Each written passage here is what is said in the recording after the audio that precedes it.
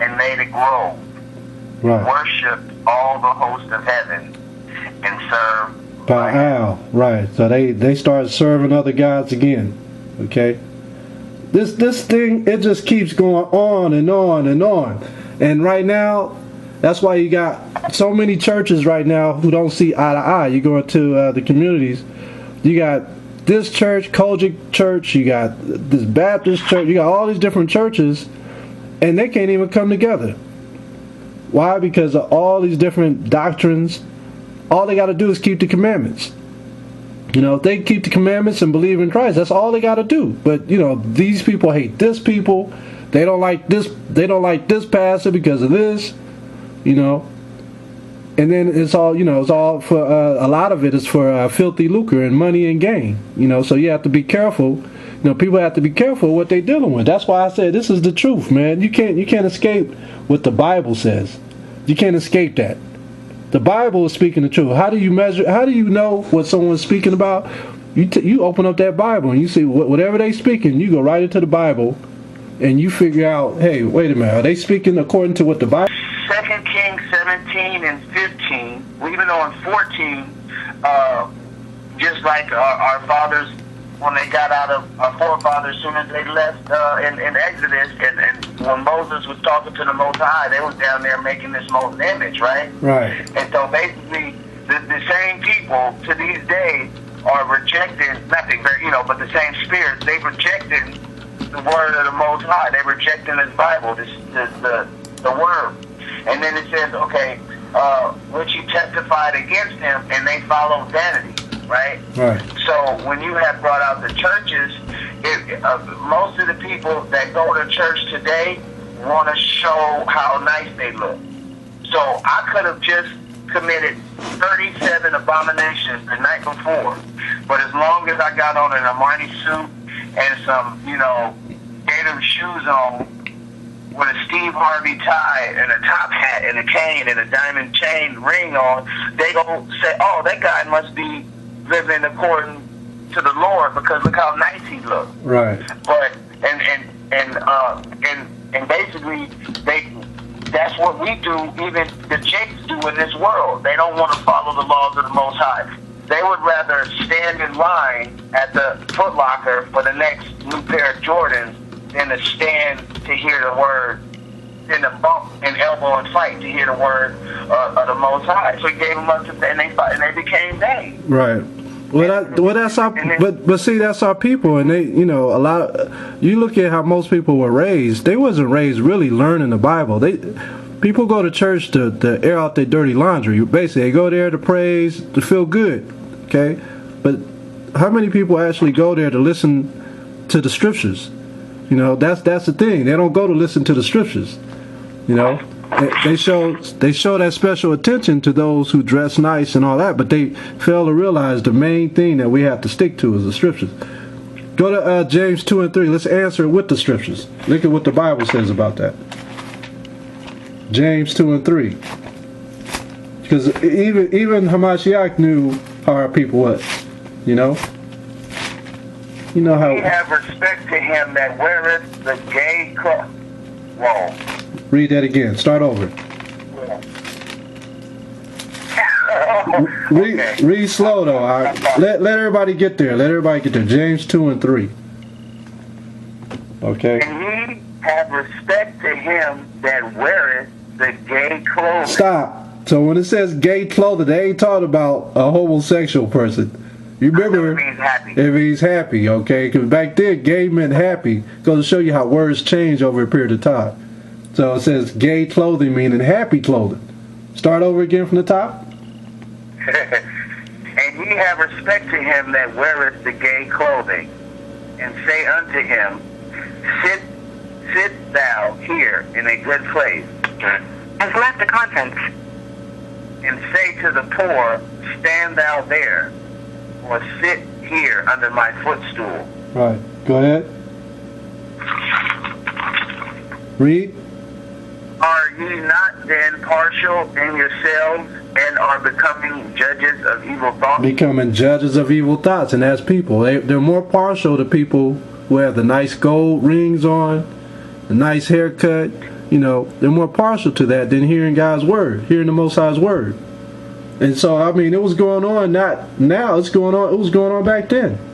Why do you think Hamashiach spoke about the 7 churches and said they had followed the ways of Jezebel in the book of Revelation chapter 2? He was talking about these people doing the same things, and they're going to continue to do it to the ends of the earth.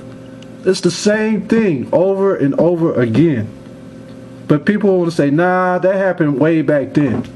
Okay? That don't go on today. That's why Solomon said, nothing is new under the sun. The same stuff keep happening, man. Ain't nothing new. People are still doing the same stupid stuff. Okay? Okay, let's find out. Let's finish reading that. We were in 2 Kings chapter 17. You were at 15. We're almost done with that. I want you to read to the 18th verse in that.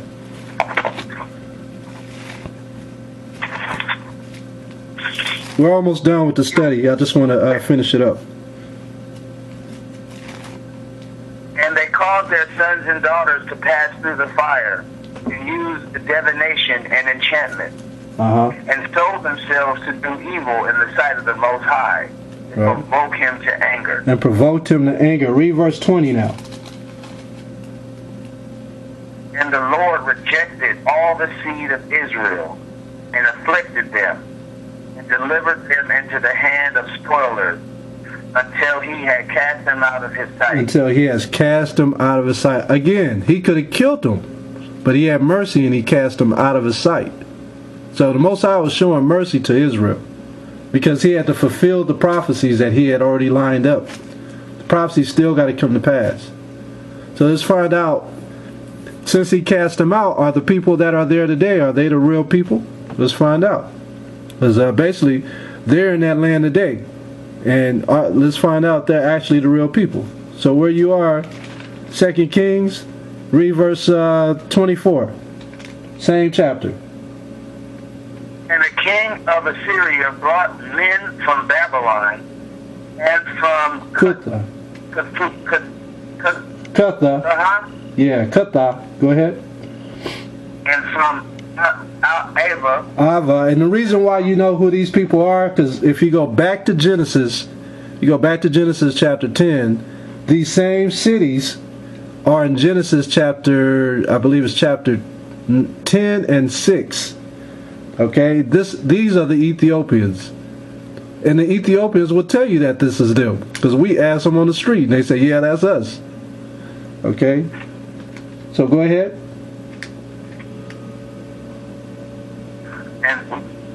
Oh man, up on my head. And from Hamath. Go ahead, Art. Oh, here we go. And from Hamath, and from Sepharvaim, and placed them in the cities of Samaria instead of the children of Israel. Instead of the children of Israel. So that whole land changed. Okay, so when Christ was given the parable about the Samaritan, was he talking about the Ethiopians originally? No, he was talking about the children of Israel that dwelt in that land. That Samaritan was he was one of the 12 tribes of Israel, but he was calling himself a Samaritan. Read. And dwelt in the cities thereof. Okay. Well, and placed them in the cities of Samaria instead of the children of Israel, and they possessed Samaria and dwelt in the cities thereof. All right, so the Ethiopians dwelt in that land. They removed Israel out of that land, and the Ethiopians moved in that land. Go to verse 27 and read to 29. Then the king of Assyria commanded, saying, carry thither one of the priests whom ye brought from thence, and let them go and dwell there, and let him teach in the manner of the God of the land. Okay, so stop. So why is he sending a priest? Read verse 26. Wherefore they spake to the king of Assyria, saying, the nations which thou hast removed and placed in the cities of Samaria know not the manner of the God of the land. Therefore he sent his lions among them, and behold, they slay them, because they know not the manner of the God of the land. In other words, anybody who move into that land, if they're not Israel, they still got to keep God's laws. They got to understand, because you got to understand, there's two places that the Most High loves the most. The Garden of Eden, and the second place is Jerusalem. Those two places are his favorite places. So anybody just can't move into that land unless they follow the protocol. They have to follow some form of protocol that Israel followed, which is what? Keep the laws and honor and pray to the Most High. So you had other people moving to that land. The Ethiopians moved into that land. So when you read verse 27, it's going to show you that they had to go get a priest of Israel to come back to show these people how to live in that land. Because lions were killing them. There was a lot of lions in Israel in those days. Alright, that's why they would call themselves the Lion of Judah. Okay, read verse 27. Then the king of Assyria commanded, saying, Carry hither one of the priests whom ye brought from thence, and let them go and dwell there, and let him teach them the manner of the God of the land. Right, let them teach the manner of the God of the land, which is the Most High. So they were about to get a crash course lesson on how to live in that land. Read 28 and 29. Then one of the priests whom they had carried away from Samaria came and dwelt in Bethel, and taught them how they should fear the Lord. Go ahead. Howbeit, every nation made gods of their own, and put them in the houses of the high places which the Sumerians had made, every nation in their cities wherein they dwelt. So wait a minute.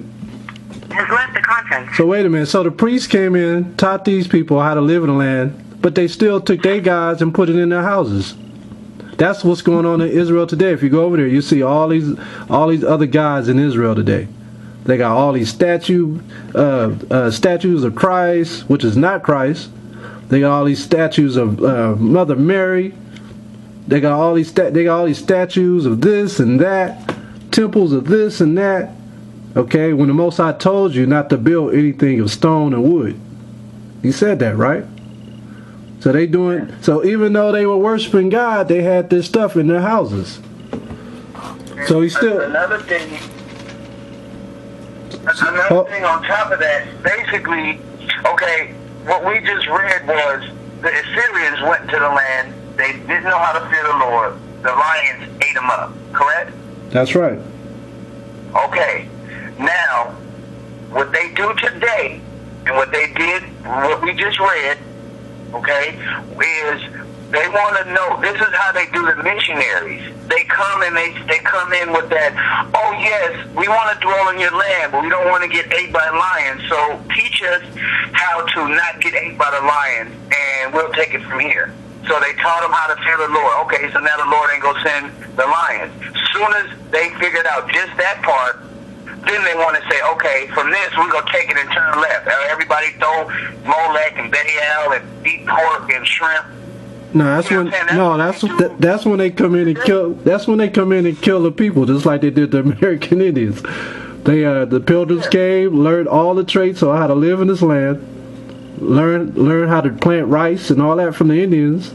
Then once they learned all that, then they killed the Indians. So it's the same thing going on back then with Israel. It's the same exact thing. I wanna finish up this lesson because I'm real close and we have questions. We'll get to that afterwards.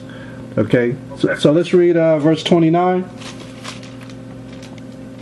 Howbeit, every nation made gods of their own, and put them in the houses of the high places which the Sumerians had made. Every nation in their cities wherein they dwelt. All right. Jump to 32 and 33. So they feared the Most High, and made unto them. So they feared the Most High, and made unto themselves of the lowest of them priests of the high places. Did I say that right? Yeah. And made unto themselves of the lowest of them priests of the high places, which sacrificed for them in the houses of the high places. All right, come on. They feared rejected the Most High and served their own gods after the manner of the nations whom they carried away from them. Right, so the Most High allowed these nations to move in there because they was not Israel. He allowed them to keep their gods as long as they gave him honor. He allowed them to stay there. And in 1948, when those Jews went to Israel, they already knew this. They already knew they could still go there. Because if you go over there now, they got gay pride parades going on right now in Jerusalem. They got all kinds of abominable things going on in Jerusalem right now. All right, they're not following the laws that the Most High set. That's how you know they're not that nation too. On top of that, they got the highest case of cancer being in that hot region. You know what I'm saying? That region, people of color live there.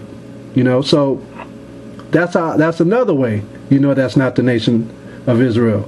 3 is when the scriptures lay it out, it says when the children go back to that land. Give me Isaiah 62 and 4. Go to Isaiah 62 and 4.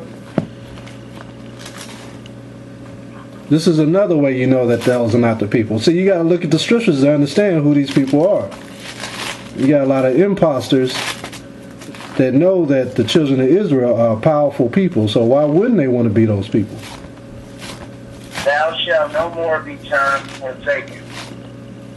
Neither shall thy land be any more termed desolate. Right. But thou shalt be called Hezbollah. Right. Hezbollah meaning married to. Go ahead. And thy land Beulah. And Beulah means Beulah means beautiful. Go ahead. For the Most High delighteth in thee, and thy land shall be married. In other words, when the true children of Israel go back to that land, it's going to flourish. It's going to be tropical. It's not going to be like it is now, a desert. Okay? It's not going to have lush fruit and stuff that's being watered by sprinklers. They ain't going to need that. All right? If that was the true children of Israel, the land and the people would be married. And that's not going on. Okay? So, when the Most High bring the true children of Israel back, all that's going to take place. It's going to turn back tropical. It's going to be fruitful, lush. The enemies of Israel are not going to be fighting against them like over there today. You got the Arabs hating those people. All right? Jihad and all that stuff. That's not going to be going on when the true children of Israel go there. Thus saith the Lord in Isaiah 49:23. He says, when they return, there shall be peace in the earth, and Hamashiach will live with them for 1,000 years. Okay? That's not going on right now. That's how you know that those are not the real people. Okay?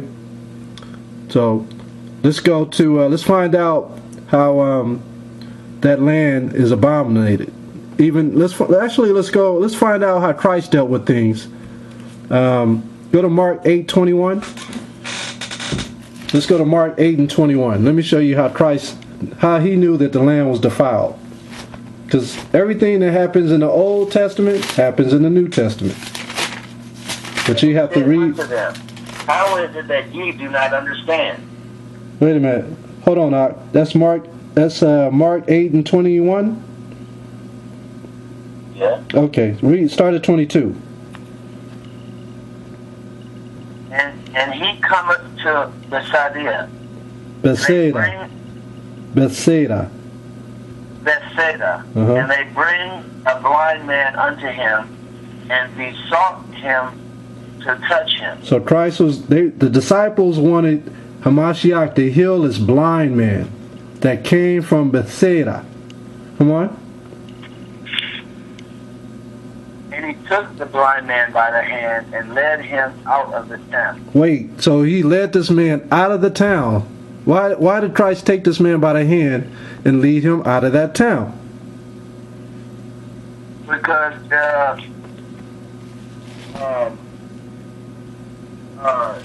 I would imagine that he would probably be like the first thing he see would probably be abomination. Right, that's right.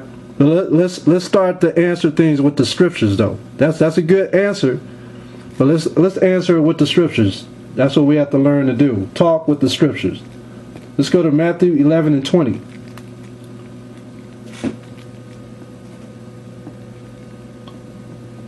Read Matthew 11 and 20. Matthew 11, verse 20. Uh-huh. Sorry. Then began he to upbraid the cities wherein most of his mighty works were done, because they repented not. Right. Because they repented not. Most of the cities. Come on. Woe unto thee, Chorazin.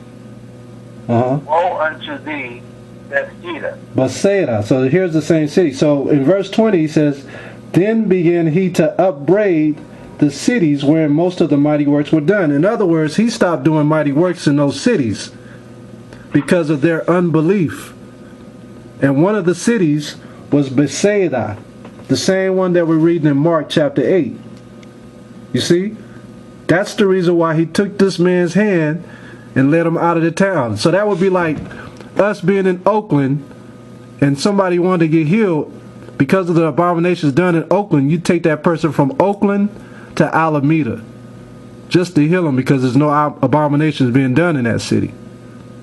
Look at the difference between Oakland and Alameda. Look at the difference between Oakland and Piedmont. Look at the difference between Oakland and San Leandro. Two different, totally different cities. Right? But Hamashiach knew that land was that those people dwelling in that land of Bethsaida were unbelievers. They didn't believe in the works that he did. So he stopped healing people in that city. So he took this man out of the city. Read Mark 8 and 20, 23. Thou, Capernaum, which art exalted into heaven, shall be brought down to hell. No, I'm sorry. Matthew, I meant to say Mark 8 and 23. Oh.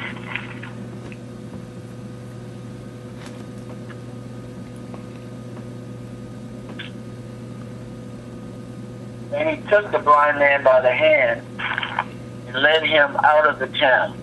And when he had spit on his eyes and put his hands upon him, he asked him if he saw aught. Right. And he looked up and said, I see men as trees. You see men walking as trees. Come on. After that, he put his hands again upon his eyes and made him look up.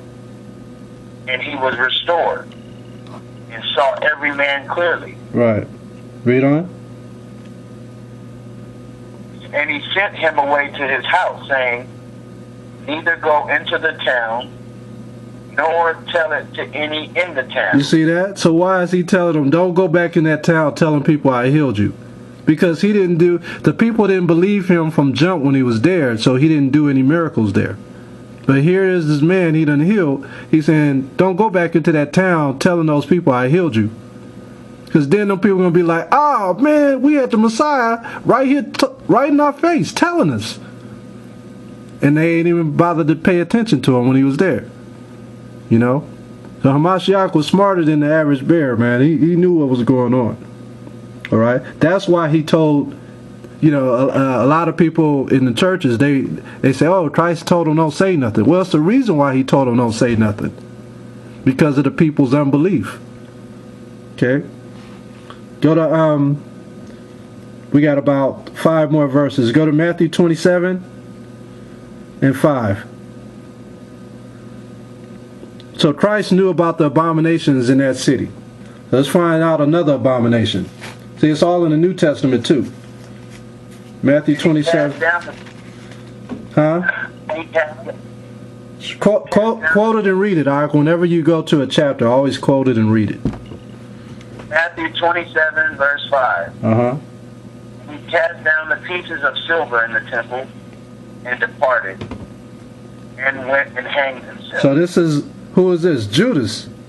Judas betrayed Hamashiach, received the silver, threw it down, and he took that silver, actually went, bought some land and hung himself on that land. Jump down to 7 and 8.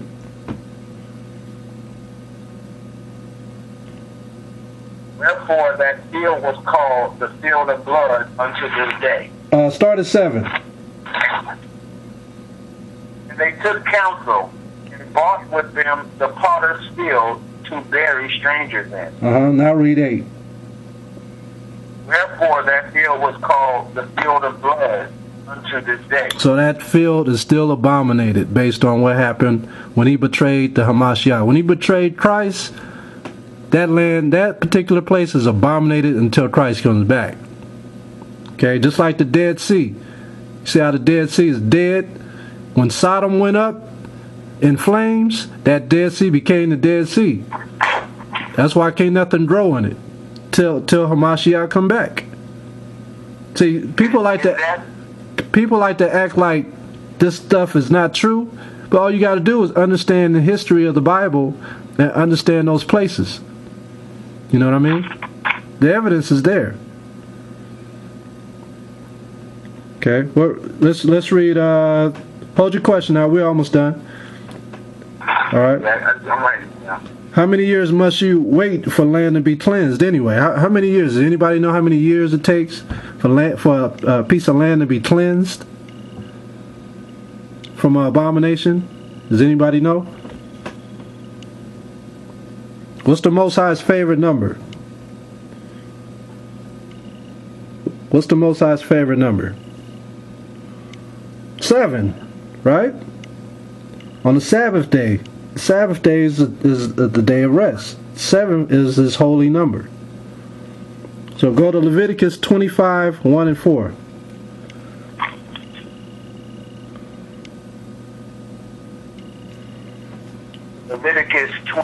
Leviticus chapter 25, verse 1.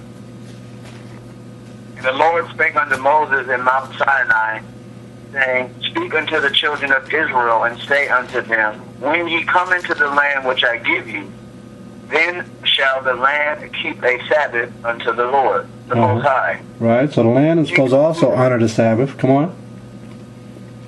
6 years thou shalt sow thy field, and 6 years shalt thou prune thy vineyard, and gather in the fruit thereof. But in the 7th year shall be a Sabbath of rest unto the land, a Sabbath for the Lord. Thou shalt neither sow thy field nor prune thy vineyard. Right, and so you look around today, that's not going on today. Okay, you got factories polluting the land, sucking all the minerals out of it. Okay, you look at the land, everything looks dead, right? Look at all the brown weeds all over the place. We got fires in California, seem like every other week in the summertime or the springtime. You know, the land is desolate based on that right there alone. Okay, the land is not ever able to heal because man keeps polluting it year after year after year with no rest to the earth. Okay, so 7 is the number of completion, and 7 is the day of rest for the Most High, and the 7th year is the Jubilee year for the Most High. That is the day of rest for the land. Okay, so let's go to Sirach 47:24. I'll read this. I got the apocrypha. I'll read this part out. Yeah, I want you to hold Micah 4 and 10 and Isaiah 11:11. I'm going to read this in Ecclesiasticus.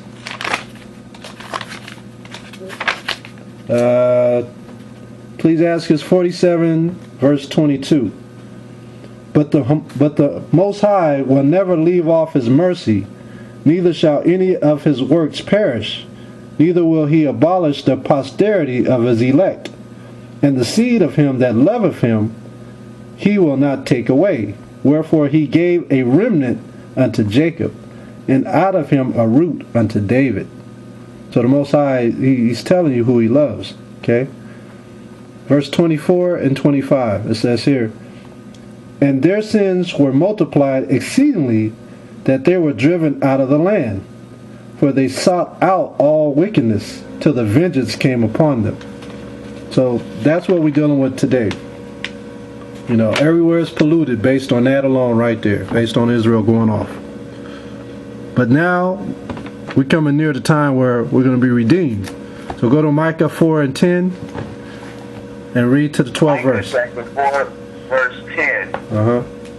Be in pain and labor to bring forth, O daughter of Zion, right, like a woman in travail.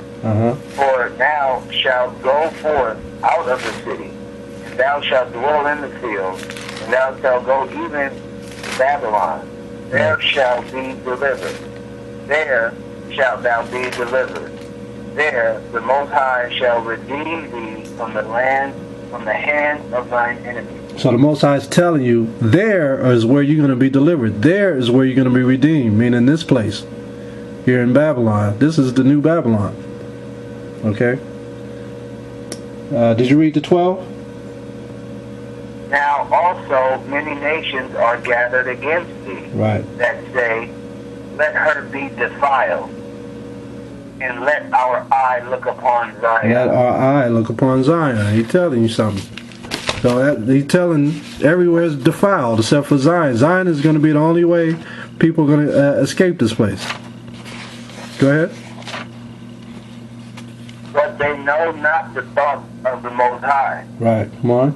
Neither understand they his counsel. For he shall gather them as the sheaves into the floor. Right. So what we have to understand, no, that's good. What we have to understand is, you know, in order to create life, sometimes you have to die, right? So our people, go ahead. No, you didn't. When it says, for he shall gather them as sheaves into the floor, I'm going to use today's standards. When you have the hardwood floor, if anybody out there knows what hardwood floor is, they have to connect them together tightly. They take it and they have to connect them tightly, and they'll fit together. So when the Lord says he's going to gather them like sheaves into the floor, he's not just going to gather us together. We going to be gathered tightly. We're going to have a nice tight bond through the Most High. Good point. To deal with them. Good point, man. Good point. Good point. But that was it, because you didn't. Sometimes you might go over things, and sometimes people don't say, "I don't get it." Yeah, it's good to hit every nick and cranny, but sometimes, for the sake of time, sometimes you can't touch it. You know what I'm saying? Because you want to sometimes get the lesson out. But that's a good point, man. I don't shun that. You know, any kind of information that can be brought to light is always good with me. You know, but like I was, Isaiah 11:11 now. Yeah, read that. And like I was saying, you know, it's just like Hamashiach. Didn't he have to die before he gave us everlasting life? Yeah, everything has to die first before it gets life. You know, you look at some women when they give birth. Sometimes women die giving birth. You know, to bring forth what? Life.